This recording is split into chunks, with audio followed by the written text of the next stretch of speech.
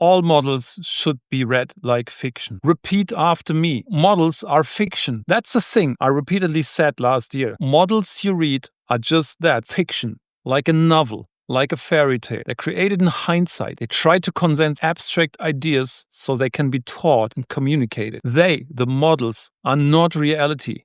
They are not what really happened. They cannot be. What happened is too detailed. It cannot be understood. It cannot be described. It is highly contextual. The models are just constructs in hindsight, simplified to the max. And this is where Alfonso Franco's post, the hugely famed and rightly so post, comes in. And thanks for him to writing it up so clearly.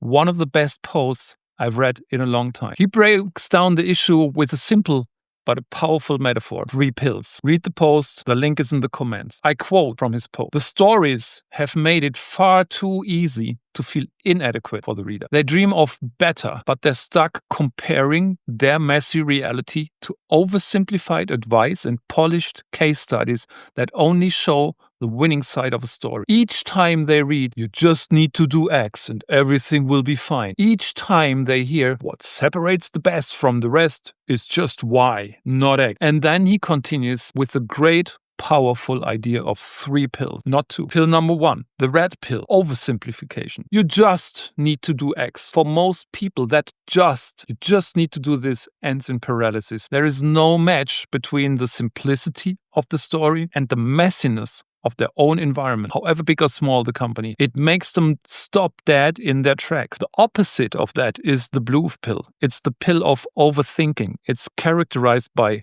the word but I could also. But the third pill is the one that matters. The pill of perspective, the leaning into action. Treat it like this. Read the model you like a novel. Immerse yourself in it. Enjoy, dream. Maybe an aspect sticks with you, maybe none. Imagine it in your own context. How would today look like? If it fits, fine, great, keep it. If not, forget about it.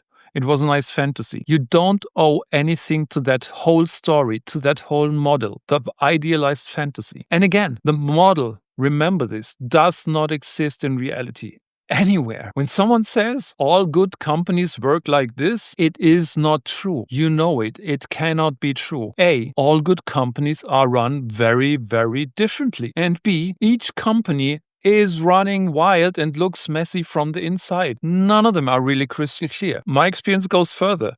When a company brags about a thing, about being great at it in public, most of the time they're actually not. It is where they are struggling. It's recency bias. It is what they're currently fixing.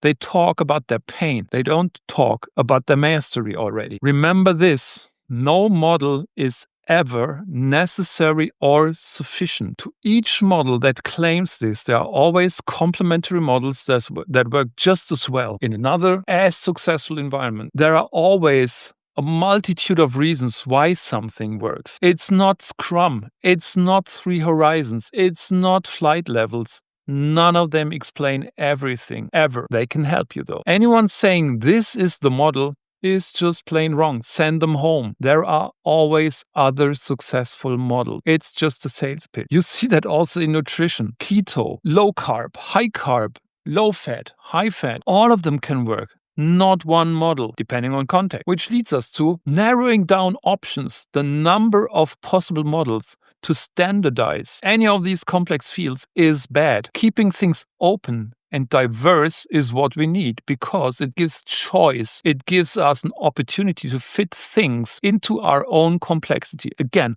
no matter how big or small your company is. As my good old friend Jabe Bloom once said, let's keep Kanban weird. That was in the beginning of Kanban. And now let's replace Kanban with everything, anything. Let's keep things weird and open. It's unsettling, but much better. See you.